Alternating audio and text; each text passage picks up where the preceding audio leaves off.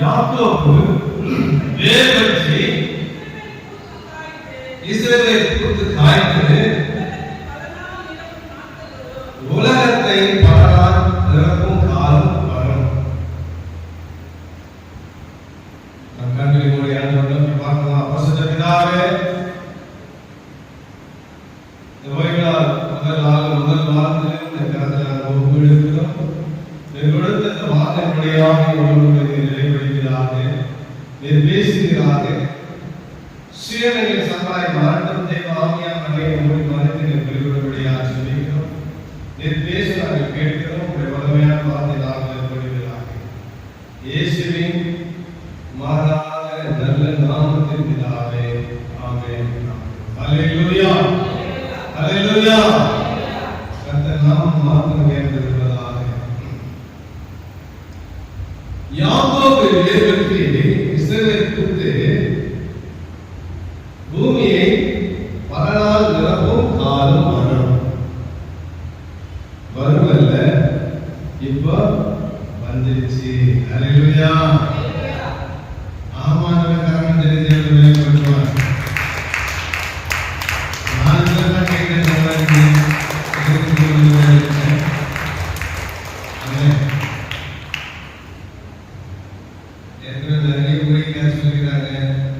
நிறைய மருத்துவ இருக்குது. எவ்வளவு கை தட்டணுமோ ஆத்துக்கு நல்லது. நான் கை தட்டலாம் பிரச்சனை ஆயிடுச்சு. இதயத்திற்கு நல்லது. ரத்தம் ஓட்டம் நல்லா இருந்தா இருதயம் நல்லா இயங்க. ஆமென். தேவனாம் மகிமைப்படுவதாக. நான் சொல்றதுக்கு கேட்கிறேன்னா உங்க ஆத்துக்காக கேட்குறேன்.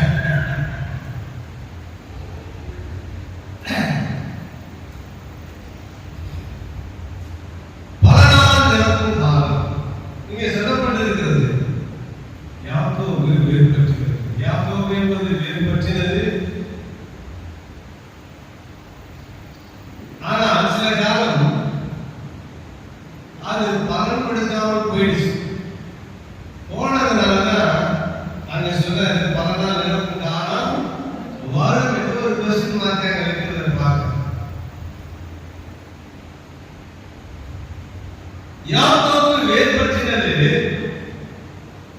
பலன் கொடுக்கிற நேரத்துல பலனற்று போய்விட்டது. பலனற்று போனதை காரணம் நமக்கு தெரியும்.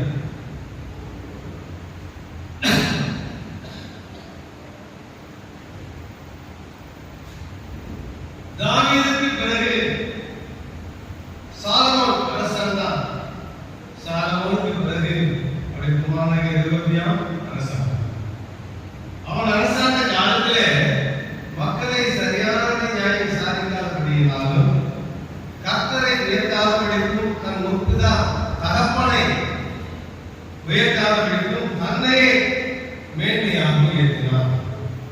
அதனால் நாட்டினால் உடைக்கப்பட்டது. தாவீதுக்கு கொடுத்த வாக்குத்தத்தத்தின்படியாக அவனுக்கு 12 கோத்திரத்தின் 2 கோத்திரத்தை தான் ஆளுநர். 10 கோத்திரத்தை யெரொபெயாம் எடுத்துக்கொண்டான், ரெகொபெயாம் எடுத்துக்கொண்டான். இங்க 2 பிரிவுகளை பார்க்கிறோம். 2 பேரும் ஒரே மாதிரி இருக்கு. யெரொபெயாம், ரெகொபெயாம்.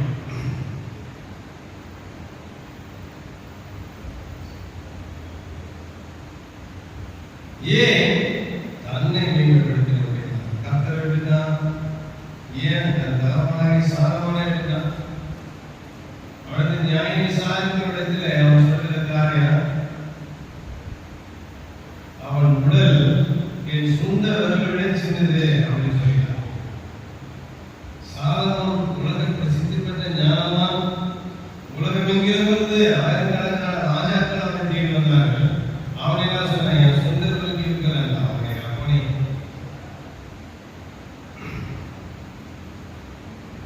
அதனால் அவன் ராஜ்யம் விழுந்தது மாத்திரமல்ல, உடைக்கப்பட்டு அந்த ராஜ்யம் இரண்டாய் உடைக்கப்பட்டு 10 கோத்திரம் ஒருவரும் 2 கோத்திரம் ஒருவருமாய் மாறிவிட்டது. அவருடைய வாழ்க்கையில உயர்த்தாதபடிக்கு தன் சந்ததிக்காக ஆண்டவர் தாவீது கொடுத்த வாக்குத்தத்தத்தின் வழியாய் அந்த சந்ததிக்காக தனக்கு வாக்குத்தத்தம் கொடுத்தார்.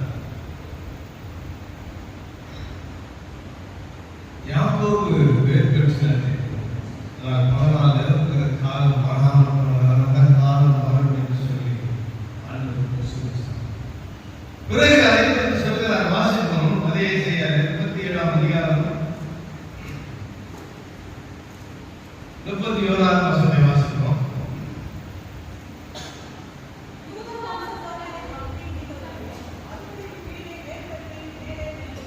இங்கே சொல்லுது, யூதா வம்சத்தாரில் தப்பி மீண்டவர்கள் மறுபடியும் கீழே வேர்பெற்று மேலே கனியெடுப்பார்கள்.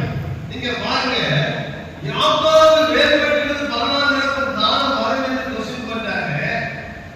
இங்க கொஸ்டின் பண்ணி ஏன் 14 அந்த கோத்திரம் சில நாட்களுக்கு பிறகு சிதறடிக்கப்பட்டு பலன் கொடுக்கிற காலம் தாமதித்து போகும்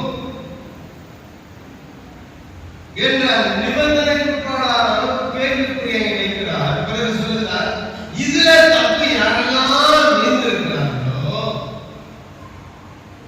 அவங்க என்ன பண்ணுவாங்க? மறுபடியும் என்ன பண்ணுவாங்க? கீழே வேர் பற்றி எழுதுவாங்க.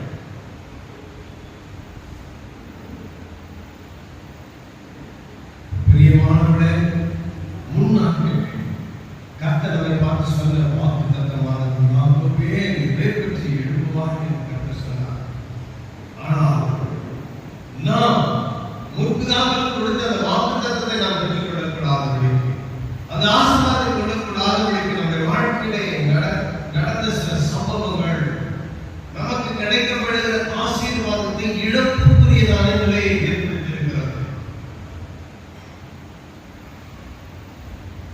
தாவீது கர்த்தரை பின்பற்றினான்.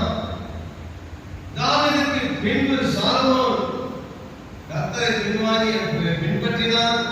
தன் தகப்பனை கட்டளையை பின்பற்றினான். அவன் செல்வ செழிப்பும் ஞானமும் அவனை பின்வாங்க செய்தது. ஆனால் அவன் கொடுத்த வாக்குத்தத்தத்தின்படி சமாதானத்தின்படி அவன் நடத்தினான். ஆனால் அந்த பின் சந்ததியோ எப்படியாய் மாறினது? அவலங்களைக்குள்ளாய் மாறினது. அந்த நிலையில இன்றைக்கு நாம் கர்த்தர் இன்றைக்கு நம்மை பார்த்து சொல்கிறார், நீங்க தப்பி மீந்திருக்கிறீங்க. தப்பி மீந்திருக்கிற நம்மை பார்த்து ஆண்டவர் சொல்கிறார், நீங்கள் மறுபடியும் வேர் பற்றி எழுப்புவீர்கள். கர்த்தர் மறுபடியும் வேர் பற்றி எழுப்பும்படியாய் நம்ம தப்ப மீந்து மிச்சம் வச்சிருக்கிற கொஞ்சம் பேர். ஏன் சொன்ன நிறைய பேருக்கு நாமக்கல்தான் இருக்கிறேன். எலியா அப்படின்னா சொல்லலாம். ஆண்டவரே, ஆகார் தீர்க்கதரிசி எத்தனை பேர்கள்? கர்த்தருடைய தீர்க்கதரிசிகளோ ஒரு குழந்தையிலே நான் மாத்திரம் நீங்க இருக்கிறேன் ஐயா, வேற யாருமே இல்லை ஆண்டவரே சொன்னீங்க. ஆண்டவர் 7000 பேருக்கு மேலாக இருக்கிறாங்க ஐயா. அல்லேலூயா. தப்பி மீந்தவர்கள் அநேகர் இருக்கிறார்கள். உன்னை மாத்திரம் கொண்டு கர்த்தர் செய்கிறதல்ல, ஒரு கூட்டத்தை ஏற்படுத்தி கூட்டத்தை நிமித்தமாய் அதை செய்து முடிக்காமல் வல்லவராக இருக்கிறார். ஏன் நான் வல்லமை நிறைந்தவனாய் மகத்துவமான அற்புதத்தை செய்த பாகால் தெய்வத்தை பயந்து ஆசாரை வெட்டி வீழ்த்துகிற வீரனாய் நான் காணப்பட்டான். ஆனால் நான் ஒருவன் மாத்திரம் என்று சொல்லி, இது ஒரு நாளை மாத்திரம்தான் என்று சொல்லி நாம் ஜெயத்தை எடுக்க முடியாது. உனக்காக தப்பி மீந்தவர்கள் ஒரு கூட்டம் இருக்கிறது. இன்னைக்கு பிரியமானவர்களே, இதுதான்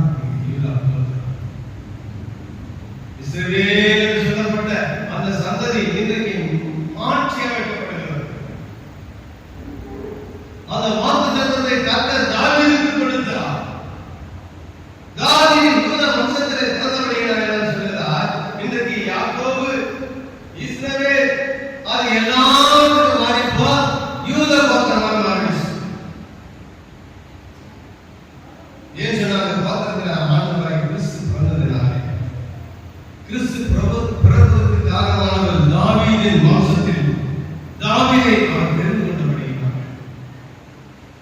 எனக்கு பேர் சிறந்து விளங்க சொன்னார், தாவீதை போல கர்த்தருக்காக பொறுமையாக இருக்கிறார். தப்பு செஞ்ச தப்பு செய்ய தைரியமாக எதிர்த்து போராட அநேக ராஜாக்கள், அநேக மக்கள் வேதத்தை வார்த்தை பார்க்கிற பாவத்தை செய்து மறைந்து கொண்டவர்கள்.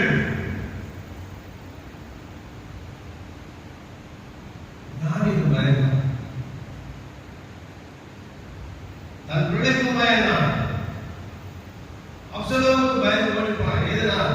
நான் செய்த பாவத்தை நிமித்தமாக எனக்கு வீரர் இருக்குது, என் பின்னாடி படப்பலன் இருக்குது, தளபதிகள் இருக்கிறார்கள், நான் அவரை மேற்கொள்வேன் என்று சொல்லி போல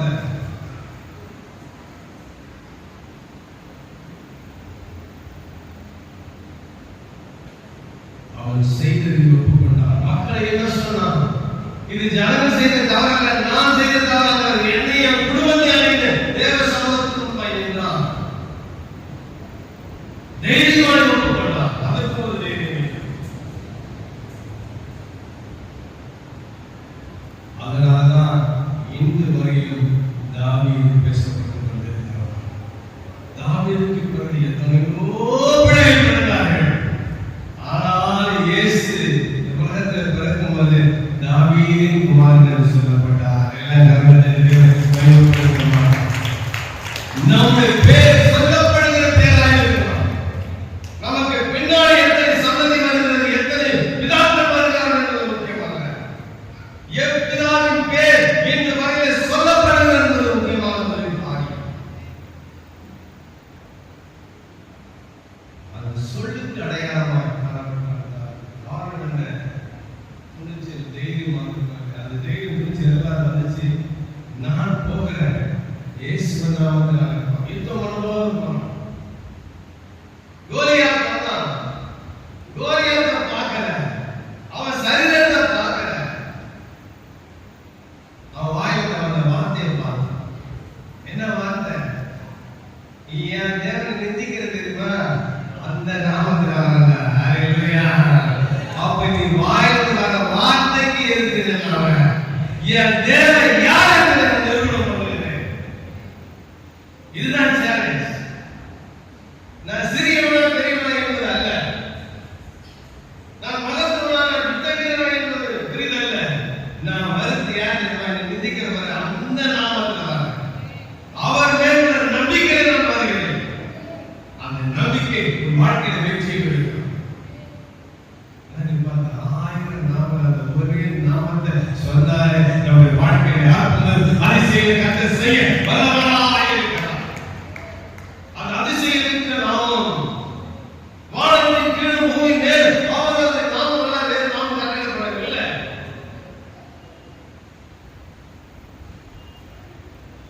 இந்த ஜெப குறிப்புகளோட நிறைய பாசிட்டிவ்லாம் நான் பதிவிட்டேன்.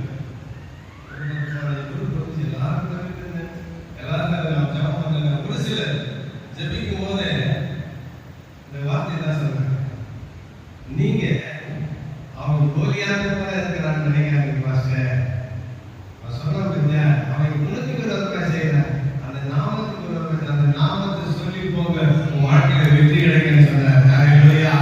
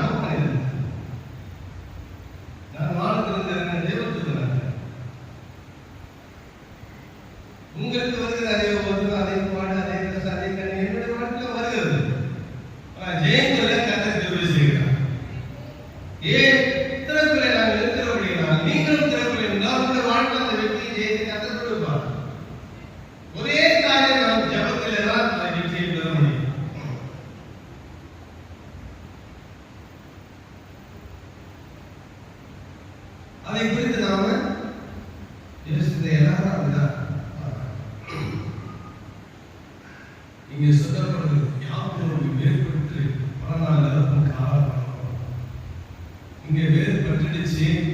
பல நாள் காலம் வந்து யோசிக்கப்பட்டாரு.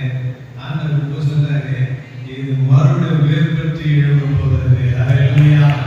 முதல்ல நடந்த அற்புதங்களை போல, முதல்ல நடந்த வல்லமை போல, முதல்ல நடந்த எழுப்புதலை போல கர்த்தர் சபைக்குள் ஒரு எழுப்புதலை கர்த்தருடைய எல்லா கரங்களை தட்டி எல்லா சத்தத்தோடு தேவன் நாமத்தை நீங்கள் மறுபடியும் வேர் பற்றி எழுத போகிறீர்கள்.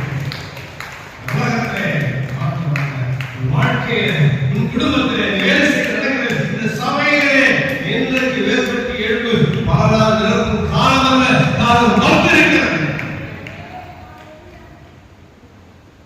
அந்த வார்த்தை போட்டார். என்ன சொன்னாரு? திரும்ப அந்த இந்த வசனம் 2 ராஜாக்களின் புத்தகத்துல 19:30 வாசிக்காமலே போட்டுருக்காங்க. மறுபடியும் சொல்ல அந்த வார்த்தை சொல்லப்பட்டிருக்கிறது. மறுபடியும் கீழே பற்றி யூதா வம்சத்தாரில் தப்பி மீந்திருக்கிறவர்கள் மறுபடியும் கீழே மறுபடியும் வேர் பற்றி எழும்புகிற காலம். யாக்கோபு வேர் பற்றினது அந்த வேர் எப்படி ஆனந்தல்ல, அது மறுபடியும் வேர் பற்றி எழும்ப போகிறது. அதை குறித்து யோபு பக்தன் அழகாய் சொல்கிறார். வாசிப்போம். யோபு 14ஆம் அதிகாரம் 8-9 வசனத்தை நாம் வாசிப்போம். அதன் வேர் தரையிலே படுத்தாகி அதன் அடிக்கட்டை மண்ணில் செத்தாலும் நீங்க சொல்லப்பாத வேர் தரையிலே படுதானே அடிக்கட்டை மண்ணிலே செத்தாலும் அந்த கட்டை இருக்கிறவரே இன்னைக்கு செத்து போனது யாக்கோபினால் நடப்பட்ட அந்த வேர் பிடிக்கப்பட்டு அது செத்து போய் கிடந்தாலும் அது தண்ணீர் வாசனையினால் துளித்து ஈரமலம் போல் கிடைத்திடும் என்று கர்த்தர் சொல்கிறார். எல்லா கரங்களை தேவன் சொல்கிறார். ஹல்லேலூயா. இன்றைக்கு நம்மை பார்க்கிற உலகத்திலே ஆவிக்குரிய வாழ்க்கையிலே, பரிசுத்த வாழ்க்கையிலே, கிறிஸ்துவ வாழ்க்கையிலே நம்மை செத்து போனோம் என்று அநேகர் நினைக்கலாம். அந்த தண்ணீர் வாசனை பட்டவுடனே மீண்டுமாய் துளிர்த்து எழும்பி இளம் பயிர் துளிர்க்கும். வேத வசனம் சொல்கிறது, 100 வயது எண்ணப்பட்டவர்களும் தேவ சமூகத்திலே வாழ்வர் என்று எண்ணப்படுவார். இன்னைக்கு நீங்க வயசு ஆயிடுச்சு, பலனற்று போச்சு, குறுகி போச்சு நினைக்காத. தேவ சமூகத்திலே வாலிபனை போல எழும்பும், பலமாய் எழும்பப் போகிறார். வேதம் சொல்லி இளம் துளி என்று சொல்லப்பட்டது. உன்னை செத்து போன நினைக்கிறானா, பலன் நினைக்கிறானா, உனக்கு ஒண்ணுமே நினைக்கிறானா, பயப்படாதே, நினைக்காதே. தண்ணீர் மாசம் பட்ட உடனே கொஞ்சம் தண்ணீர் தெளிக்கப்பட்டார்கள். இயேசுவின் ரத்தம் என்ற தண்ணீர் தெளிக்கப்பட்டது. வெறும் தண்ணீர் தான். ஆண்டவர் ஜெபம் பண்ணா அது ரசமாய் மாறினது. வெறும் தண்ணீர் தான். ஆண்டவர் பட்டார் அதெல்லாம் சத்துவமாய் இறங்கிக் கொண்டே இருக்கிறார். செத்து போன மரத்துக்கும் செத்து போன வேருக்கும் அது உயிர் கொடுக்கத்தக்கதான வல்லமை நிறைந்ததாக காணப்படுகிறது. அதான் ஆண்டவர் சொல்கிறார்,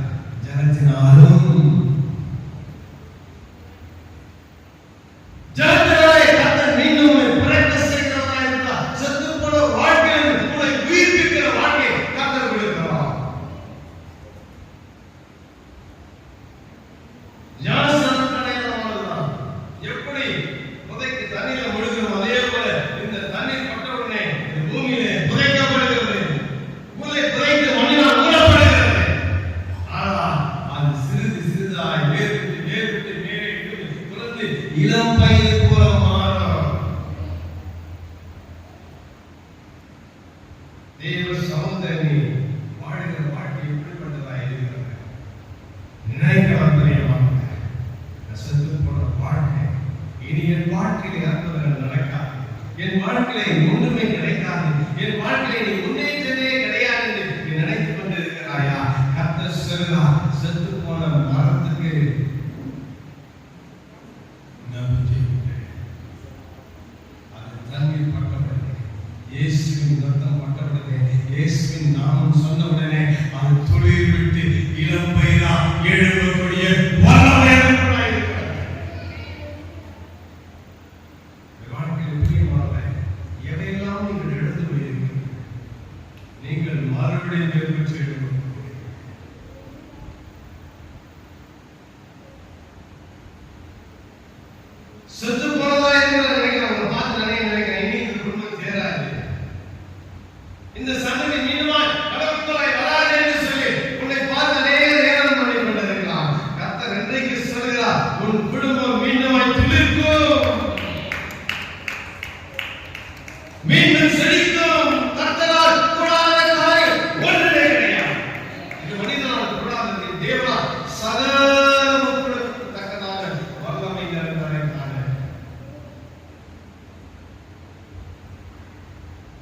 ஒதுங்கி போகாது. நிறைய நேரங்களில் நாம் அப்படிதான் சொல்லுவோம்.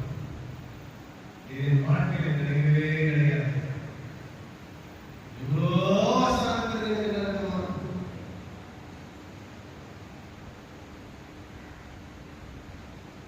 நிச்சயமாக மருந்தினாலே, மாத்திரையினாலே, மருத்துவத்தினாலே செய்ய முடியாததை என் தேவன் செய்கிறது. தேவன் நாமத்துக்கு மகிமை.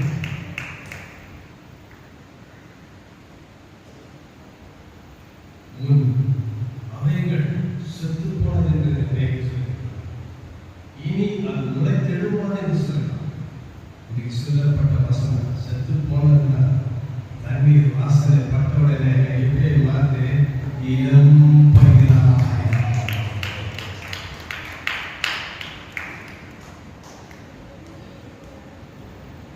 செத்து போனது என்ன?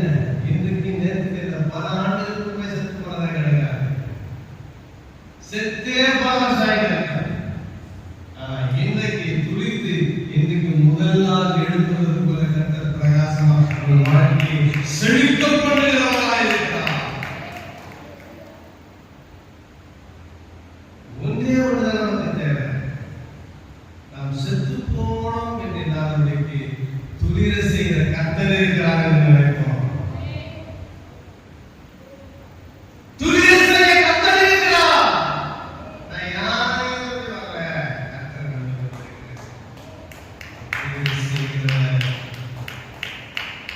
செத்து போன என் வேருக்கு அவர் உயிர் கொடுக்கிறவராய், செத்து போன என் வேருக்கு அவர் உயிர் கொடுக்கிறவராய்.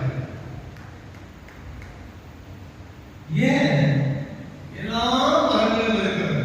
எத்தனையோ மரத்தை நாம் பார்க்கிறோம். சில மரங்கள் வேரற்று செத்து போயிருந்து மீண்டும் குளிக்காமல் போகிறது. ஆனா ஆண்டவர் சொல்கிறாரு, இந்த வேறு தண்ணீர் பட்டவுடனே முளைக்கும் என்று சொல்லப்பட்டிருக்கு. ஏன் இந்த வேருக்கு முளை சொல்றாரு?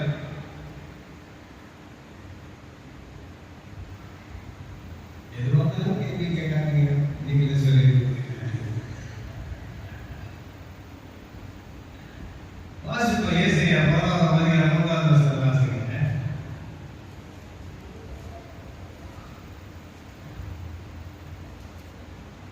கர்த்தருக்கு பயப்படுதல் அவருக்கு உகந்த வாசனையாய் இருக்கும். அவர் தமது கண் கண்டபடி நியாயம் தீர்க்காமல், தமது காது கேட்கும்படி 11 ஒண்ணாமா? ஏசாயா ஏசாயாவின் ஒரு உயிர் தோன்றி ஈசாயின் மடிமரத்திலிருந்து ஒரு துளி தோன்றி அவன் வேரிலிருந்து ஒரு கிளை எழும்பி செழிக்கும். ஹல்லேலூயா. நாம எல்லாம் என்ன வேர் தெரியுமா? ஈசாயின் வேர். ஹல்லேலூயா. அதிலிருந்து துளிர்க்கிற ஆண்டவராய் கிறிஸ்து என்ற வேர். ஈசா அடிமரத்திலிருந்து தோன்றப்பட்டது தாவீது. தாவீதின் அடிமரத்தில் தோன்றப்பட்டவன் கிறிஸ்து. அந்த கிறிஸ்துவின் நேராக நாம் இருக்கிறபடினால இது செத்தாலும் படைக்குங்க. அதனால புதிய ஏற்பாட்டில் இருக்கும்போது பவுல் அழகா சொல்லியிருக்கார், விதையானது செத்தால் வழியே அது உயிர்ப்பிக்க மாட்டார். அப்போ ஏன் செத்தாலும் முளைக்குதுன்னு சொன்னா, இந்த வேர் தானாய் வந்த வேர் அல்ல, என் தகப்பனால் வந்த வேர் அல்ல, இந்த இந்திய தேசத்தில் பிறந்ததால் வந்த வேர் அல்ல, தமிழனால் பிறந்த வேர் அல்ல, இயேசு கிறிஸ்துவால் பிறக்கப்பட்ட வேர். இது எப்பொழுதும் துளிர்க்க ஆரம்பிக்கும். ஏன்னா ஆண்டவருடைய வாசம் அதற்குள்ள இருக்கிறது.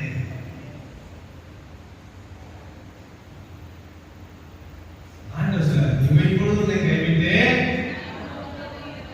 இவை பொழுது கைவிடும் போது அது காய்க்கிற மாதிரி இருக்கும். மறுபடியும் அது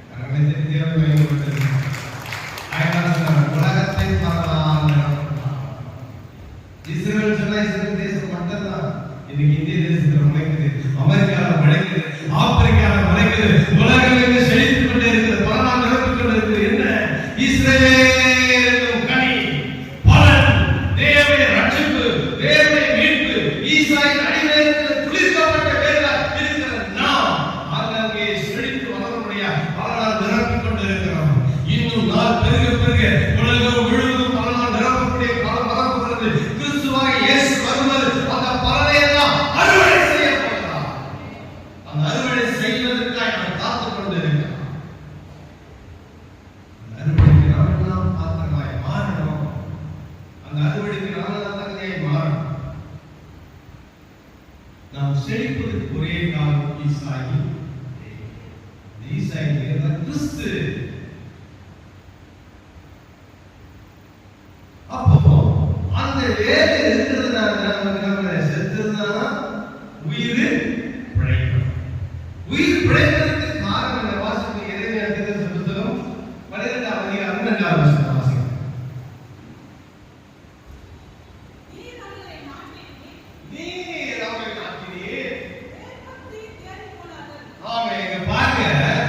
இந்த வேருக்கு ஏன் வெளிவிட ஆரம்பிச்சது? செத்து போன வேறான உயிர் எழுவதற்கு காரணம் என்ன? அதை நாட்டினது யாருங்க? சொல்லுங்க. கர்த்தருங்க. நீரதை நாட்டி நம்ம யார் நினைச்சிருக்கிறது? கிறிஸ்து. கரகத்தை தேவன் அவர் நம்ம நம்பியிருக்கிறாங்க. இது காய்ந்து போனால் அதை துளிர்க்க செய்கிறவர் அவர். ஏன்னா நான் நடல, எங்க அப்பா நடல, எங்க அம்மா நடல, இயேசுவே நட்டார். பவுல் சொல்றது போல சுவிசேஷத்துக்கு ஒரு வார்த்தை சொல்றாங்க. நட்டே அப்போலோ நீர் பாய்ச்சினார். சுவிசேஷத்தை சொல்றாங்க நட்டர். இங்க ஆவிக்குரிய ரீதியில் நட்டதை நான் சொல்றேன். இந்த உலகத்தில் நம்ம நட்டு இருக்கிறாரு. எது? நாம கணிதனுடைய கருத்தை நட்டு இருக்கிறாரு. அங்கே என்ன நினைக்கிறதுனால தேடி போனார்கள். இதுதான் இம்பார்ட்டன்ஸ். செத்து போனவங்க மறுபடியும் பிடிச்சாங்க. அதான் தேடினவர்கள். அதாவது இது தேடாது செத்து போச்சு நினைச்சே தெரியுமா? அது தேடிடுச்சு. ஏன்? கர்த்தர் நட்டார். நான் எதை நினைச்சாலும் நம்ம கர்த்தரையே சார்ந்து இருக்கணும். மனுஷனை சார்ந்துதான் பிரயோஜனம் மட்டும்தான் இருக்கு. அழகா சொல்றாரு, நான் நட்டேன். செத்து போன தட்டை உயிர் பிழைத்தது. அதுக்கு துளிர் விட ஆரம்பிச்சது. காரணம் என்ன? அது தட்டை செத்து போச்சு, அவ்வளவுதான் நினைச்சு பாருங்க. கர்த்தர் நட்டதுனால அது தேடிட்டே வருது. ஆமென். செத்து போன கட்டை பிரயோஜனம் இல்ல, பிரயோஜனமற்றவர்கள் என்று உன்னை அநேகர் நினைத்திருக்கிறார். கர்த்தர் உன்னை துளிர் பண்ணுகிறவர். உன் தேர்ச்சிய யாரெல்லாம் செத்து போனவங்க இனி தேடாது, இது பிரயோஜனமற்றது யாரெல்லாம் சொன்னார்களோ அவரெல்லாம் அவரை பார்த்து ஆச்சரியப்படுகிறவர். கர்த்தர் பார்த்துருவாங்க. அந்த மகிமையை, அந்த ஆசீர்வாதத்தை என் கண்களை காண நம்பிக்கையோடு நம்பிக்கையற்றவளாய் அல்ல. நம்முடைய ஓட்டம் ஜெயத்துக்குரிய ஓட்டம்.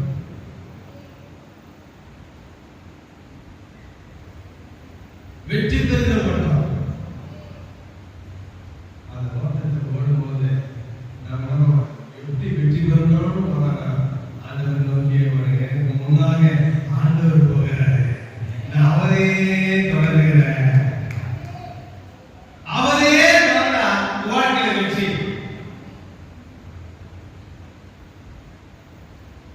சுயநலத்தால் ஒன்றும் செய்ய முடியாது. கிதியோனுடைய வாழ்க்கையில நாம் பார்க்கிறோம்.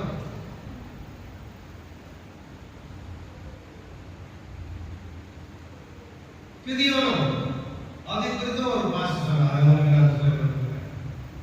கிதியோன் கூட தானத்தை தாய் வைத்துக் கொண்டு உட்கார்ந்து கொண்டே இருந்தான்.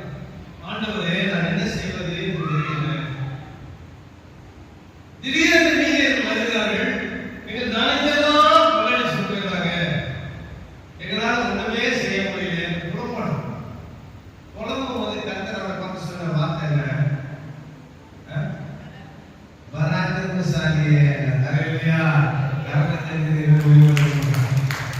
நமக்குள் இருக்கிற நமக்கு தெரியல, ஆண்டவருக்கு தெரியுங்க.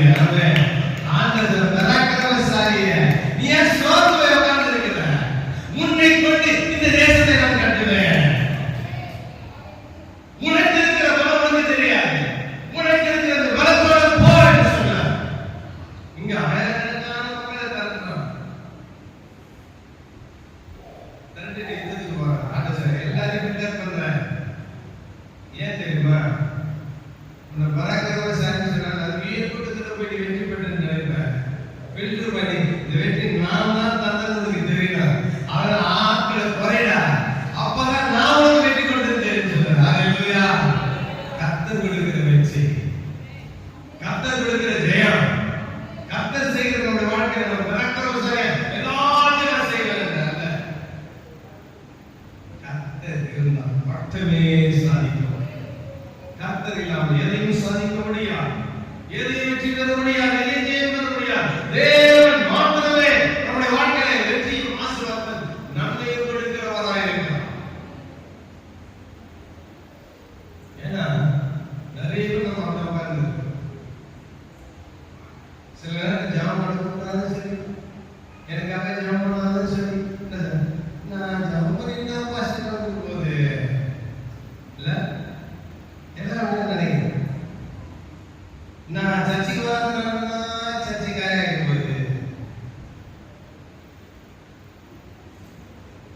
இப்படி சொல்லிதான் என் பேர சொன்னாலும் ஓட்டு போட்டேன். என் ஒரு ஓட்டுனால நான் வந்து நினைச்சுதான் எனக்கு ஒரு ஓட்டு நினைச்சு காரியம் மாறி போயிடுச்சு. அது நமக்கு தேவையில்லாத காரியம். ஏன் சொன்னால் நம்மால் என்ன நடக்க போவது என்று நாம் நினைக்க கூடாது. கர்த்தர் ஒரே நபரை பார்த்து சொல்கிறார், பிரியனை பார்த்து பராக்கிரமசாலியே. கூட்டத்தை பார்த்து சொல்ல, அவன் ஒருத்தரை பார்த்து சொல்றாரு. அப்ப ஒவ்வொருவருக்குள்ள இருக்கிற அந்த வல்லமை எழுப்பப்பட கர்த்தர் காத்துக் கொண்டிருக்கிறார். உன் வல்லமை எழும்பணும், உன் மகிமை எழும்பணும், உன் அபிஷேகம் எழும்பணும், உன் ஆவியால் நீ கட்டப்படணும், யுத்தத்துக்கு தயாராகணும். அதை விட்டுட்டு இந்த தானியத்தை போய் காப்பாத்துறேன், அவங்க வந்து இதெல்லாம் எங்க கலைஞர்ல போய் சேர்க்கறதுலயே அவங்க வந்துடுறாங்களே, இது சேர்க்கறதுலயே என் வயல்ல நாசம் பண்ணிடுறாங்க புலம்பிட்டே இருந்தோம்னா அவன் வந்து யுத்தம் பண்ணுவான், வயலில் சேதம் பண்ணுவான். தானே தூங்கலை இருந்து புலம்புகளை இழுத்து யுத்தத்துக்காய் தயாராக புலம்பல் பாடுவதனாலே ஒரு நன்மை கிடையாது. யுத்தத்துக்கு ஆயத்தமாவதுதான் நமக்கு நன்மை. அதனால என்னால் என்ன நடக்க போகுது, நான் ஜெபம் பண்ணும்போது நீ ஸ்தோத்திரம் பண்ணுவதே அந்த ஸ்தோத்திரத்துக்கு பலன் உண்டு. ஹல்லேலூயா. எனக்கு ஜெபம் பண்ண தெரியாதுன்னு சொன்னா ஆண்டவரே ரட்சியன்னு சொல்லுவது ஸ்தோத்திரம் ஆண்டவரே சொல்லுவாங்க. அந்த ஸ்தோத்திரத்துக்கு பலன் உண்டு. நான் எனக்கு இதை சொல்ல தெரியல நினைக்காத. ஏன் இந்த வார்த்தைகளை மூணு இருக்கிற வரையிலன்னா மேல போயிட்டு சொன்னா ஆண்டவரை போயிட்டு சொன்னா ஸ்தோத்திரமா இல்லையா அமைதிதான். உடம்புக்கு இடமில்லை, வார்த்தைகள் இடமில்லை, சப்தத்துல கூட இருக்கிற சொல்ல வார்த்தை கிடையாதுங்க. எல்லாரும் ஆண்டவரை வச்சிருக்காரு. நிலையானது ஸ்தோத்திரம். அல்லேலூயா. ஆமென். அல்லேலூயா. ஆகினால நீங்க அது சொன்னாலே போறேன். நிஜம் பண்ண தெரியலையா? இப்போ ஒரு உதாரணத்துக்கு ஒரு கவர்மெண்ட் சர்வீஸ் இருப்பது கேம்பஸ் வரலாம். ஆண்டவரே ஸ்தோத்திராண்டவரே, நீங்க ஸ்தோத்திராண்டவரே, ஸ்தோத்திர கவர்மெண்ட் யூனிவர்சிட்டி ஸ்தோத்திராண்டவரே, கவர்மெண்ட் யூனிவர்சிட்டி அதை மட்டும் சொல்லுங்க போதும். அவனை சத்ராயிசுங்க, கவர்மெண்ட் கட்டுங்க, பணத்தை தாங்க, இதெல்லாம் சொல்லாதீங்க. ஆண்டவரே கவர்மெண்ட் கட்ட ஸ்தோத்திரம், கவர்மெண்ட் கட்ட ஸ்தோத்திரம். ஒரே வார்த்தை வல்லமை நிறைந்தது. நான் அடிக்கடி சொல்லுவது, அநேக இடங்களிலே சபைகளை கட்டும்போது எல்லாருக்கும் சொல்லுவேன். நிறைய பேர் நீ ஜெபம் பண்ணினா ஜெபமே நிறைய பேர் பண்றது கிடையாது. கிறிஸ்துவால ஜெபம் பண்றது கிடையாது. எதுக்காக ஜெபம் பண்ணீங்க? நம்ம நிறைய பேர் கிட்ட 2 பேர் காலையில நைட்டு வந்தாங்க. நமக்கே தெரியாம நம்ம ஜெபம் பண்ண தெரியுமா? எப்ப சொல்லுங்க? 3 வேளை காலை டிஃபனுக்கு மதியம் சாப்பாடுக்கு நைட்டு சாப்பாடு. இது எல்லாம் ஜெபம் பண்ணாத கிறிஸ்துவனும் ஜெபம் பண்ணுவாங்க 3 வேளை. கண்டிப்பா ஜெபம் பண்ணுவாங்கல்ல. ஜெபம் பண்ணாத கிறிஸ்துவன் 3 வேளை கண்டிப்பா ஜெபம் பண்ணுவாங்க. அந்த ஜெபம் பண்ணுறது அந்த மாதிரி தாகத்தை ஆசீர்வதிச்சு சொல்ல தெரியுமா? தாகத்தை ஆசீர்வதியும் என் காப்பாடு கண்ட உதவி செய்யும். அந்த சோத்துக்கு ஜெபம் பண்ணும்போது கூட அந்த 3 வேளை ஜெபம் பண்ண பாருங்க.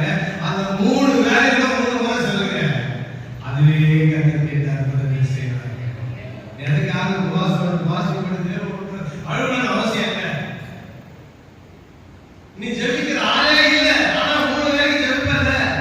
அந்த ஜெபிக்கிற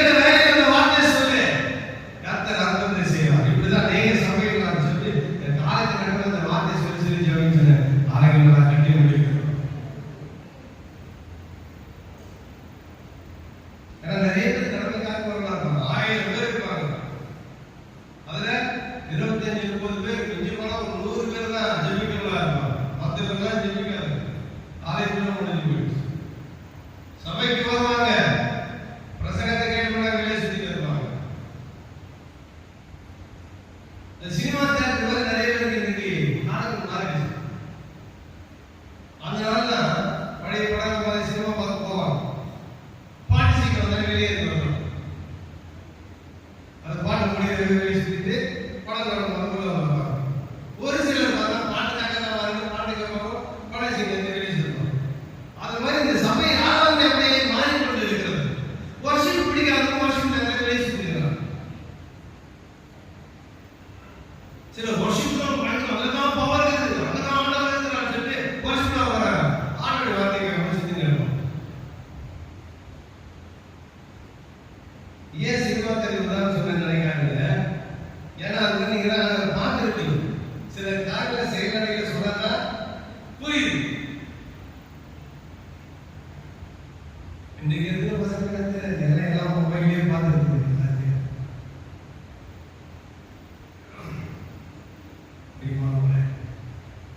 தேவனுக்காய் கொடுக்கப்படுகிற நேரத்தை நாம் சரியாக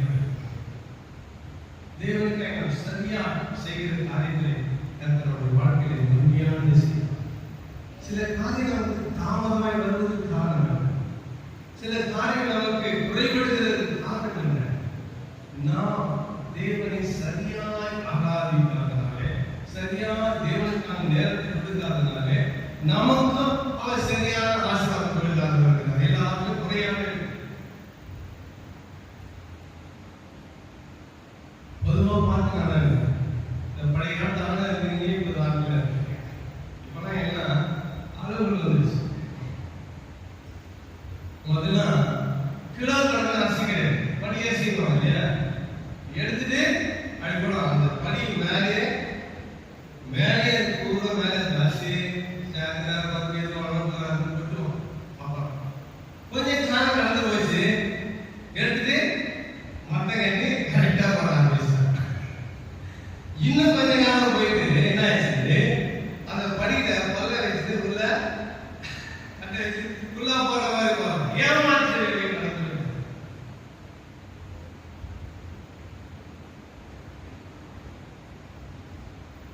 ஏன் சொன்னா இப்போ கொடுக்கும் போது அப்ப சொன்ன போல நிறைவாய் கொடுப்பார்கள். அந்த ஆண்டவர் வசனம் மடியிலே சகிந்து விடும்படி கொடுப்பார்கள் சொன்னாங்க. அது மாதிரி வாரியம் கொட்டுவாங்க. இன்னும் கம்மியா நிறுத்திட்டு கொஞ்சம் எடுத்து அரிசி போடுவான், உடச்ச கடை எது வாங்க கையில வாரி கொட்டுவான். இப்பெல்லாம் என்ன போடுறான், அந்த எடை கரெக்டா ஒரே ஒரு கிராம 2 பருத்திய பேர் எடுத்துறாங்க கடை. அவன் அதுக்கிட்ட பார்க்கலாம். ஆனா அதே பல பருத்திய பேர் எடுக்கணும். ஆனா நமக்கு கொடுக்க மாட்டோம்.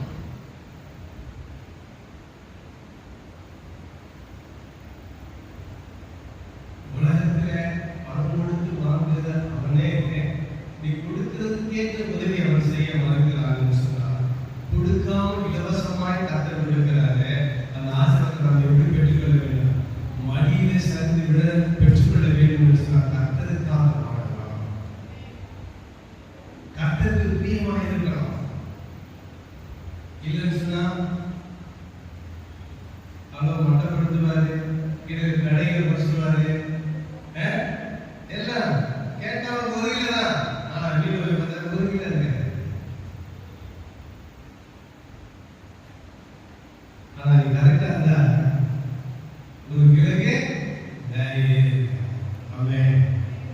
கர்த்தருக்காக நாம் சரியா செயல்படும் கர்த்தரோட வாழ்க்கையில நன்மை இருக்கிறார்.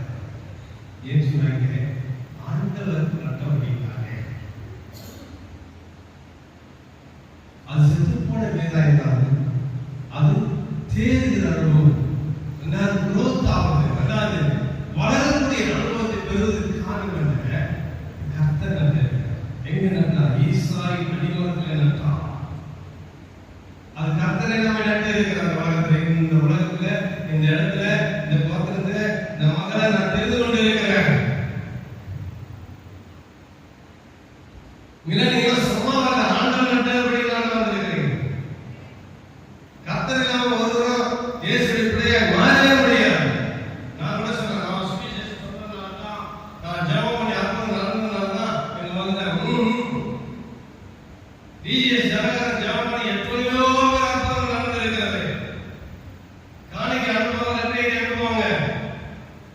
எனக்கு தெரிஞ்ச நிறைய பேரை நான் பார்த்திருக்கிறேன். அடுத்த வாரம் நான் திருப்பதியில போய் மொட்டை அடிப்பாங்க. என்ன சொன்னா அவன் ஜெபம் நல்லா ஆயிடுச்சு, நான் திருப்பதிக்கு வேண்டி இருந்தாங்க போய் மொட்டை அடிக்கிறேன். அப்ப அற்புதம் நடந்தால் ஆண்டவர் ஏற்றுக்கொள்வார் என்பது அர்த்தம் அல்ல. கர்த்தர் யாரை தெரிந்து கொள்கிறார்களோ அவர்கள் கர்த்தரால் நடப்பட்டவர்கள். இன்றைக்கு நீங்கள் கர்த்தரால் தெரிந்து கொள்ளப்பட்டவராக இருக்கிறபடினாலே கர்த்தரே நட்டு இருக்கிறார். நீங்கள் விழுந்தால் உங்களை மறுபடி தூண்டி எழுப்பி அவன் தேடப்பட்டவராக இருக்கிறார். அவருக்கு நமக்குள்ள வித்தியாசம். அற்புதம் கிடைத்தது, ரட்சிப்பு கிடைக்கிறது. உன் வாழ்க்கையில் அற்புதங்கள் நடக்காமல் இருந்திருக்கலாம், ஆனால் ரட்சிப்பு கிடைத்திருக்கிறது. தேவ ராஜ்யத்தில் பிள்ளைகளாய் மாறுவதற்கான அதிகாரம் பெற்றிருக்கிறது. இந்த அதிகாரம் தான் நமக்கு முக்கியம். ராஜா வீட்டுக்கு போறோம். ராஜாக்கு நிறைய பேர் வருவாங்க. வருவது என்ன வாரி வாரி தான் எடுப்பார். ஐயோ ராஜா எனக்கு அவருக்கு சந்தோஷப்படுத்தி ராஜாவுடைய குமாரனை இருக்கிறாரே அது ஒரு பெருசா.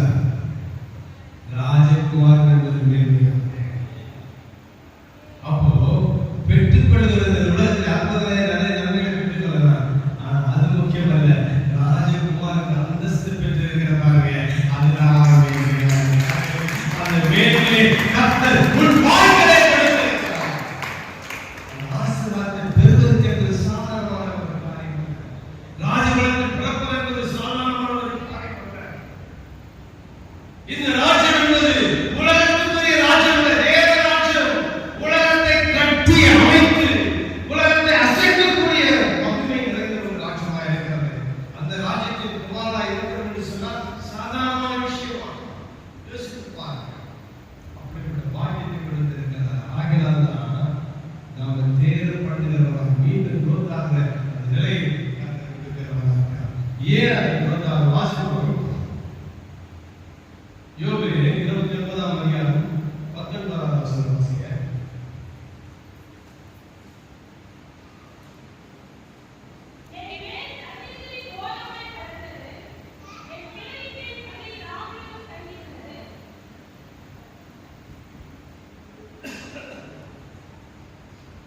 இங்கே சொல்லப்பட்டதை பார்க்கிறீங்க. தண்ணீரில் ஓரமாய் படர்ந்தது, என் திரையின் பனி ராம் ஒழுகுது. இந்த வேர் எங்க போறோம் பாருங்க. என் வேர் என்ன சொல்றாரு? தண்ணீர் ஓரமாய் படரக்கூடியதாக இருக்கிறது. ஏன்? கர்த்தர் எப்போ நட்டாலும் எங்க நட்டாரு? பாறை வளர்த்து போய் நட மாட்டாரு, தண்ணீர் இல்லாத இடத்துல நட மாட்டாரு, பஞ்சமான இடத்துல நட மாட்டாரு. எங்க நடக்கிறாரு?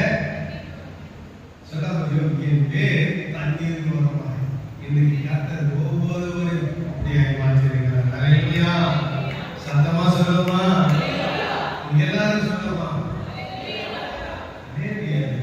என் பேர் தண்ணீர் ஓரமாய் படர்ந்தது. சொல்லுங்க, சத்தமா சொல்லுங்க, சத்தமா சொல்லுங்க. ஏன் சொல்லுன்னா தேவ சமூகத்துல தேவனுக்கு உண்மை சொல்லுகிறீங்க. இது ஆம் என்று நாமே நினைக்கிறோம். நீங்க தனிப்பட்ட முறையில் ஜெபிக்கிறீங்க, ஜெபம் பண்ணினாலும் தேவ சமூகத்தில் சொல்லப்படுகிற வார்த்தைக்கு வல்லமை.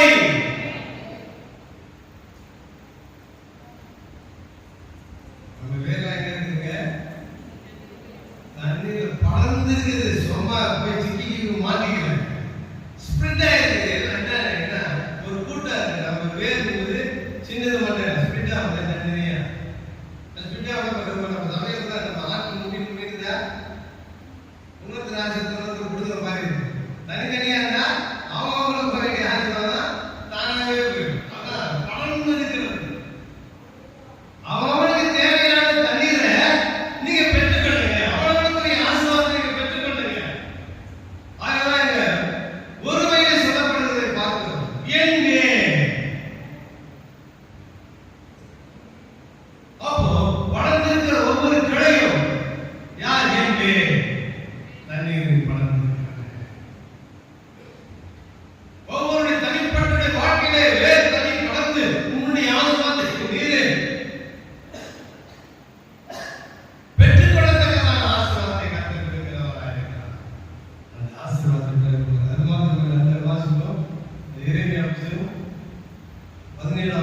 8வது வசனம் வாசிங்க.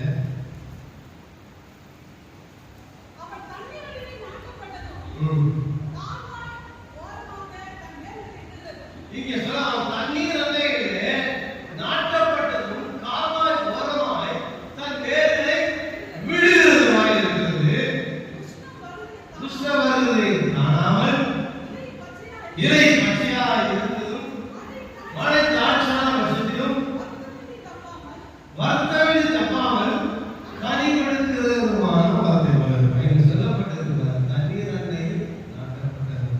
கர்த்தர் நம்ம எங்கே நாட்டுல பாருங்க, தண்ணீர் அண்டை நாட்டுறாங்க. இன்னொன்று ரெண்டாவது அர்த்தம் வாய்ப்பு சொல்லுது. ஏன் இந்த வார்த்தை சொல்லுங்க?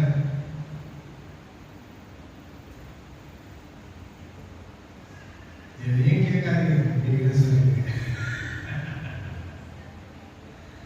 கால்வாய் என்பது என்ன? தண்ணி ஓடிட்டு இருக்கிறார். அதான் வாய்க்கால் கூட சொல்றாங்க இல்லையா? வாய்க்கால் வெட்டி வெள்ளம். எந்த ஒரு பொருளும் தொடர்ந்து தண்ணியில என்னன்னா அழுகி போயிடும். ஆமென். கரெக்டா சொல்லுங்க. அப்ப தண்ணியிலே இருந்தா அழுகி போயிடுறது தெரிஞ்சுதான் கால்வாய் ஓரமா அந்த தண்ணி போவானா அந்த வராசி போகும்போது கர்த்தர் பண்ணுகிறார். ஹalleluya. சத்தமா சொல்லுங்க. எல்லாம் கரெக்டா சொல்லி தேவனை மகிமைப்படுத்துங்க. எவ்வளவு அற்புதமான காரியத்தை நம்ம வாழ்க்கையில கர்த்தர் செய்கிறார். தண்ணீர் அண்டையில் நடப்பட்டது கால்வாய் ஓரமாய் தன் வேரில் விடுகிறது. ஏன்னா தண்ணீர போச்சுன்னா அது வேர் அழிக்கலாம். அப்படின்னா ஓரமா வேற தண்ணியாக இருக்கும்போது தண்ணி புரிஞ்சுக்கிறோம். சில ஏன்னா நம்முடைய வாழ்க்கையில கூட அதை நம்ம யோசிக்கிறோம். சில நேரத்தில் வெளியில் போயிட்டு ரொம்ப தாழ்ந்து வரும் தெரியுமா? ரொம்ப தண்ணியாக இருக்கு, தண்ணி கொடுப்பாங்க. ஒரு சொம்பு நிறைய தண்ணி தண்ணி தண்ணி வேண்டாம், வயிறு உப்பி போயிடும். ஐயோ நிறைய தண்ணி கல்லு மாதிரி ஆயிடுச்சு. அப்போ ஓப்பனாக இந்த டேங்கே தாங்க மாட்டேங்குது, அந்த டேங்கே தாங்க. கர்த்தர் எல்லாவற்றையும் ஞாபகமாய் செய்கிறார்.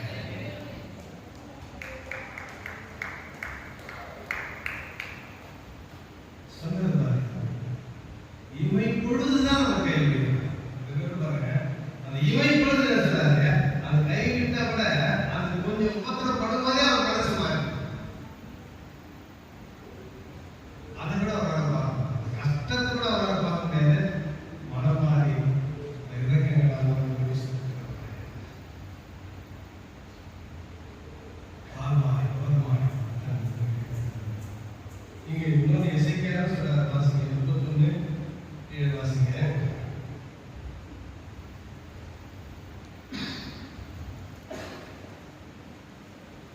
இசைக்கையா தீர்க்கதரிசனம் 31:1 அப்படியே என் வேர் இறங்காமல் தன் போக்கே ஊதினார். அது தன் செழிப்பினாலும் தன் கொப்பளங்களின் நிறத்தினாலும் அலங்காரமாய் இருந்தது. எப்படி இருந்துச்சுன்னா அந்த வேறு அத்தோட முடியல. எப்படி ஆயிடுச்சு? அலங்காரமாய் மாறியது. ஹalleluya. கரங்களை தேவன் மகிமைப்படுத்துவார். தண்ணீர் நடப்பட்டு கால்வாய் ஓரமாய் வேர்களை விடுகிறது. அந்த வேர் எப்படிப்பட்டதாக இருக்கிறது? அலங்காரமாய் இருக்கிறது. கர்த்தர் இன்றைக்கு உங்களை அலங்காரத்தால் நிரப்புகிறவராய் இருக்கிறார். கர்த்தருடைய மகிமையால் நிரப்புகிறவராய் இருக்கிறார். கர்த்தருடைய ஆசீர்வாதத்தால் நிரப்புகிறவராய் இருக்கிறார். அவர் அலங்காரம் பண்ணுகிறவர், அழகுபடுத்துகிறவர். ஆயினால்தான் ஆண்டவர் தன்னுடைய ஆலயத்தை கட்டும்போது அதற்கான ஒரு வரைபடத்தை கொடுக்கிறார். இந்த இடத்துல இது இருக்கிற, இந்த இடத்துல அது இருக்கிற, இந்த இடத்துல இந்த கேருபீன், சேருபீன்கள், இந்த உடன்படிக்கை பெட்டி, திறப்பு சீலைகள், திராட்சை குடைகள் என்று சொல்லி அதுக்கு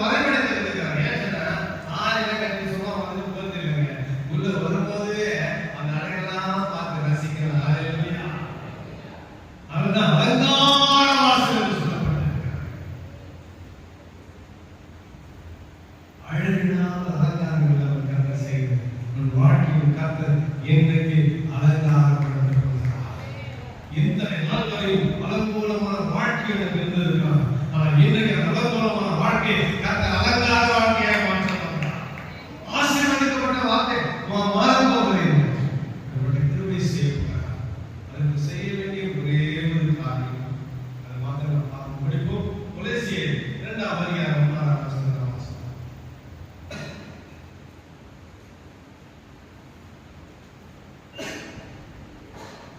ஆகையால் நீங்கள் கர்த்தராகிய கிறிஸ்து இயேசுவை ஏற்றுக்கொண்டபடியே நீங்கள் கர்த்தராகிய கிறிஸ்து இயேசுவை ஏற்றுக்கொண்டபடியே அவருக்குள் வேர் கொண்டவர்களாகவும் அவர் மேல் கட்டப்பட்டவர்களாகவும் அவருக்குள் நடந்து நடந்து யாருக்குள்ளே வேர் கொள்ளணுமா?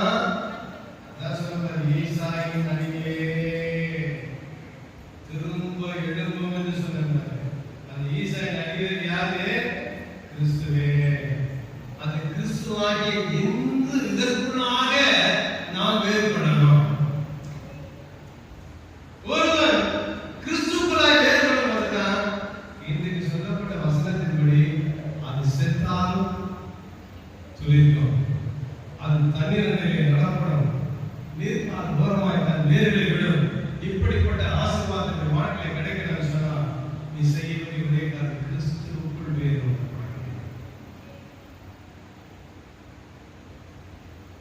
ஒரு கிறிஸ்துக்குள் இருந்தால் ஒரு சிஷ்யனாக இருக்கிறான். படைப்புகள் விடுதலை எல்லாம் புதிதாக கர்த்தர் ஒரு வாழ்க்கையை புதிதாய் மாற்றுகிற அந்த அனுபவத்தை மறந்து சொன்னார். கிறிஸ்துக்குள்ளாய் வேர் கொண்டு நில்லுங்க. கர்த்தரோட வாழ்க்கையில சகல நன்மைகள் அந்த ஆசீர்வாதத்தில் நிரப்பி காத்துக்கொள்வாராக. நாம் ஜெபிப்போமா? கிறிஸ்துவுக்குள் நான் இருப்பதினாலே கிருபையால் ஒரு சிருஷ்டி பழையவை ஒழிந்தனவே, எல்லாம் புதியவையானதே. கிறிஸ்துவுக்குள் நான் இருப்பதினாலே கிருபையால் ஒரு சிருஷ்டி பழையவை ஒழிந்தனவே, எல்லாம் புதியவையானதே. அந்நாளில் நானும் உலகத்தாரை போல் மனம் போனபடி வாழ்ந்திருந்தேன். அந்நாளில் நானும் உலகத்தாரை போல் மனம் போனபடி வாழ்ந்திருந்தேன். இந்நாளில் இயேசுவை ஏற்றுக்கொண்டதால் அவருக்கால் வாழ்ந்திடுவேன். நானும் இந்நாளில் இயேசுவை ஏற்றுக்கொண்டதால் அவருக்கால் வாழ்ந்திடுவேன். கிறிஸ்துவுக்குள் நான் இருப்பதினாலே கிருபையால் ஒரு சிருஷ்டி பழையவை ஒழிந்தனவே, எல்லாம் புதியவையானதுவே. ஆண்டவருக்குள்ளாய் வேர் கொண்டவர்களாய் நாம் இருக்கிறோம். கர்த்தருக்குள் கட்டப்பட்டவர்களாய் இருக்கிறோம். பழையவை ஒழிந்து புதிய மனுஷனாய் புதிய வேர் கொண்டு திரும்பமாய் வேர் பெற்றி தண்ணீர் போரும் தன் கால்வாய் போரும் வேர்களை